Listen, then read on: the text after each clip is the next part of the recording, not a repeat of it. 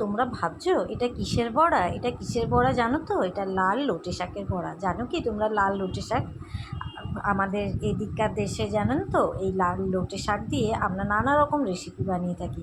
তো এটাই একদিন আমার মাথাতে এলো যে আজকে আমি একটু লাল লটে শাক বানিয়ে দিয়ে বড়া বানাই। তো এটা জানেন তো, যাদের মুখে একদম সবে সবে জ্বর থেকে উঠেছেন, মুখে রুচি নেই কিন্তু পেটে প্রচণ্ড খিদে, তারা এই লটে শাক দিয়ে, এই লাল লটে দিয়ে বড়া বানিয়ে খাবেন। আর একটু বড়াটা গরম গরম খাবেন, দেখবেন অবশ্যই কিন্তু পেটের খিদের জ্বালাটা মিটে যাবে আর মুখের স্বাদও অনেক ফিরে গেছে। তো আমি কিন্তু শাকটাকে ভালো করে ধুয়ে একদম ছোট ছোট করে কুচিয়ে নিয়েছি। তো ভালো করে কিন্তু খুব ছোট করে কুচাতে হবে যেহেতু এটা বড়া হবে। তো তারপর নিয়ে নিলাম বেসন। আর এই বেসনটাও কিন্তু পরিমাণ মতো, আমি আমার পরিমাণ মতো নিচ্ছি, আপনারা আপনাদের পরিমাণ মতো নেবে। তারপর দিয়ে দিলাম এই শাক, দিয়ে ভালো করে বেসনের সঙ্গে চামচ দিয়ে নেড়ে নেড়ে ওই শাকটাকে মিশিয়ে দিলাম বেসনের সঙ্গে। তো এরপর কিন্তু আরও অনেক কিছু দিতে হবে, তার জন্য এই যে দিয়ে দিলাম আদা আদা বাটা, রসুন বাটা আর কাঁচা লঙ্কা।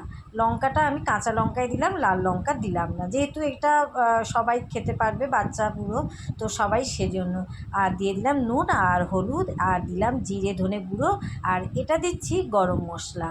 হ্যাঁ, তো সব মিশ্রণগুলো কিন্তু জল দিয়ে খুব ভালোভাবে সব জিনিসগুলো মিশিয়ে নিতে হবে। তো সেই জন্য কিন্তু আমি হাত দিয়েই মাখলাম।